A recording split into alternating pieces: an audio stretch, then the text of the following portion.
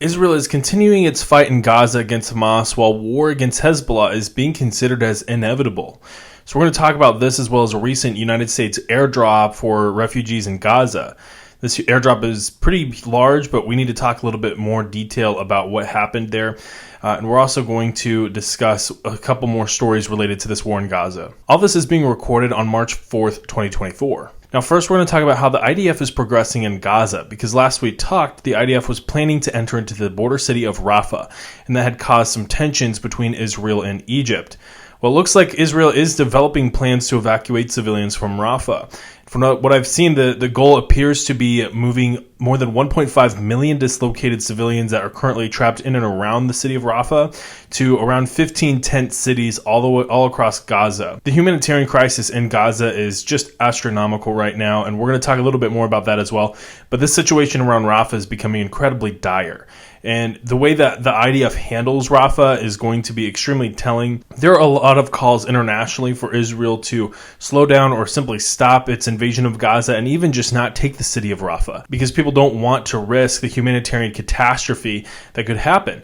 However, we've talked before as well that really Israel is not going to consider the Gaza Strip secure until it handles the city of Rafah. It views Rafah as that last bastion of security from Hamas. And so they have to take the city of Rafah if they're going to consider the Strip secure and consider Hamas fully destroyed. This has also, of course, led to some tensions with Egypt over Rafah. We talked about how Egypt had moved some military assets and how they had threatened to intervene if Israel goes into the city of Rafah. We'll see if that's actually true. We'll see if there's actually any meat behind that, bark. But that's kind of what we're waiting to see right now. And really, I think kind of the main thing that we should be looking at right now is how Israel plans to handle the humanitarian catastrophe, because it's getting very, very bad right now. However, the city of Rafah is not the only place where fighting in the Gaza Strip is happening right now. There's still fighting going on in Gaza City. There's still fighting going on in Younis. The whole Strip is still effectively a war zone. So, you move civilians away from the city of Rafah into other parts of the Gaza Strip. How safe are they actually going to be? The IDF also kind of implied in recent documents that have been publicized from the IDF and the Israeli government that they don't really consider the situation to be resolved for another 6 to 8 weeks. And they expect, the war to continue as it is for another 6 to 8 weeks, after which point the IDF hopes to transition to a more lower level conflict, which is basically soft, like special operations raids and airstrikes. 6 to 8 weeks is a pretty tight deadline. I mean, in that time, they're going to have to clear the city of Rafah, they're going to have to fully clear Khan Younis, and they're going to have to fully clear Gaza City.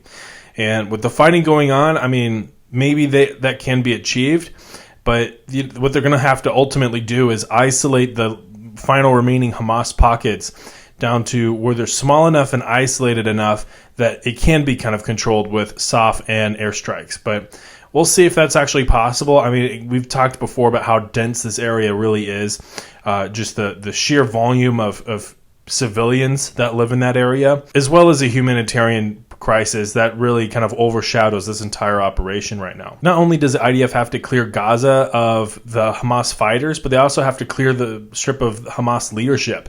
This is all part of their transition plan, where Israel plans to kind of transition Gaza from a Hamas-governed strip to something that's, governed by something that's probably not going to be as extreme as Hamas. We'll see how effective that ends up being and how long-lasting that transition ends up taking. But this transition plan includes a buffer zone along the border with Israel, as well as Israeli control of the border. And I think that that's pretty important, because Egypt does not like the idea of Israel being in control of certain parts of the border. Egypt has, for instance, control of the Rafah crossing. And so that has led to some of the tension here between Israel and Egypt, with both of them kind of vying for control over this border. The buffer zone also goes counter to what the United States has requested from Israel in this conflict. The U.S. does not want Israel to shrink the territory of the Gaza Strip, and in implementing a buffer zone, that is going to shrink the territory of the Gaza Strip, because they're not going to implement this buffer on the Israeli side. They're going to implement this buffer on the Gazan side. So that's going to have some problems there as well. The Israeli plan it's an Israeli plan, and it's not something that their allies are necessarily approving of, at least so far. But the reason that the Israelis want to take control of the border is because they want to stop and be able to prevent the smuggling of arms and other kinds of equipment to fighters in Gaza. And really, We talked before the war about how Gaza had been considered an open-air prison. With what the transition plan is kind of outlining right now, it looks like Israel is going to take that a step further. It's not just going to look like an open-air prison. It might look like an open-air asylum, which is not good. That's very, very bad. I'm not exactly sure how civilians can live sustainably in this kind of environment, especially until they're able to rebuild from this conflict, because this has been an incredibly destructive conflict. The destruction has been very well documented.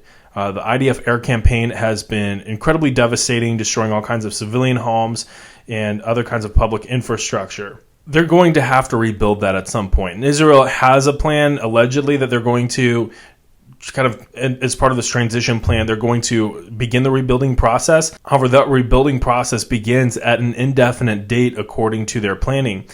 And it will likely be done by contractors and other groups that Israel approves of. So this is really a far cry from kind of the two-state solution that everybody has been calling for Israel to adopt over Gaza. And that two-state solution is going to be required for normalization with Saudi Arabia. And a two-state solution is even something that the United States has kind of thought, pinged around a little bit in the international realm. So it's going to be a little challenging for Israel to really kind of gain a sense of normalcy with the international community after this whole thing. The attack on October 7th, we can all agree, was absolutely brutal and devastating. But at the same time, there's going to have to be at some point a conversation on, was the reaction proportional? That will be probably a conversation for later down the road. However, we've talked about how the situation has been worsening for Gazans, and it's created a situation where humanitarian aid is not even really able to reach Gazans. This includes a humanitarian convoy that was on its way into Gaza, whenever thousands of Palestinians swarmed the convoy trying to get food and other kinds of aid that they desperately need. And the IDF appears to have opened fire on them, with over 100 Palestinians being shot by the IDF. Not good. Very, very bad. And totally a terrible look on the IDF, and not something that really is going to help the situation whatsoever.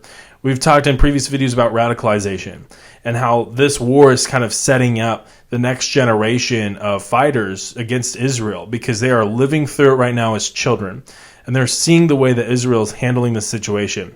And it's not in a way, they're not handling it in a way that is going to encourage young people, young Palestinian men, to go about, this fight in a more peaceful manner. They're going to see that, their fathers or their cousins, they or their big brothers even, they grew up and they fought against Israel, and Israel punished everybody for it. And they're going to kind of see that as an oppressive regime. This has led the U.S. to airdrop over 38,000 meals in Gaza, and this was really increasing the gap between Washington and Tel Aviv. This isn't the only thing. We talked about kind of the buffer zone between Israel and Gaza, and how that's also another kind of area between Washington and Tel Aviv. And there's really some disagreements between the United States and Israel on this conflict, and how not only the conflict has been handled, but really on how Israel is planning for this transition process. This humanitarian situation has gotten so bad that most Gazans are being forced to eat weeds and animal feed, and malnutrition and disease is becoming rampant amongst dislocated civilians. This is simply untenable, and it's unacceptable. And the IDF planned for a month and prepared for this conflict before they entered into Gaza following the October 7th attack. That's plenty of time for them to also come up with a follow-on plan for the dislocated civilians, to bring in aid, make sure that the civilians are having their needs attended to, and they can continue to fight Hamas in that format where they're providing aid to civilians that gives them some kind of credibility with civilians to gain information on Hamas, or to be able to filter out the civilians that they're finding for Hamas fighters and politicians. Instead, what's happened is they've basically squeezed the area that dislocated civilians can go into, and that's creating a situation where the remaining civilians are becoming increasingly hungry, they're having disease kind of go through, and it's becoming a huge, huge, huge problem. This is becoming one of the worst humanitarian disasters today, and that in and of itself is growing friction between the United States and Israel. However, unfortunately, this isn't the only place where the United States and Israel are disagreeing with Israeli policies. Israeli handling and rhetoric around Hezbollah has also become another flashpoint between the United States and Israel. Multiple strikes in Lebanon have targeted Hezbollah storage facilities, as well as Hezbollah leadership, and even some Hamas leadership that was located in Lebanon, and these airstrikes have been creeping further and further north into Lebanon. And that kind of leads us to an article on foreign policy titled "War Between Israel and Hezbollah is Inevitable." And there's a link to this article down in the video description. Definitely go check it out. It has some pretty valid points. It kind of discusses how the U.S. has been unable to rein in Israel in this conflict. Israel is wanting lasting peace without terrorist groups on the border. And we've seen that. We've seen not only, Hamas down in Gaza and in parts of the West Bank, we've seen Hezbollah along the border of Lebanon and how they've threatened towns in northern Israel. And that's forced Israel to evacuate over 40,000 Israelis that were living in that area. Simply put, that's untenable. That is not a security situation that's acceptable for the state of Israel. And they're going to have to find some sort of a resolution for that. Israel is also needing replenishment and military supplies from the U.S., and that issue is currently in Congress. We've talked about the Ukraine aid bill that's currently in Congress. Well, right alongside that is an Israeli aid bill. A lot of the Israeli stockages have been used up during the war in Gaza, and so if they're going to have a war in Lebanon, they're going to need some replenishment. And once the IDF is able to replenish its stocks, it will then prepare for a war in the north against Hezbollah. It notes that Ukraine aid is even more controversial than Israeli aid, and given what we've already talked about in this video, I would be very interested to see how long that is the case. A lot of the Ukraine aid has become very politicized, and really Ukraine aid or Israeli aid is pretty politicized, but some of that might be for pretty good reason. We've talked about the humanitarian crisis that's been caused.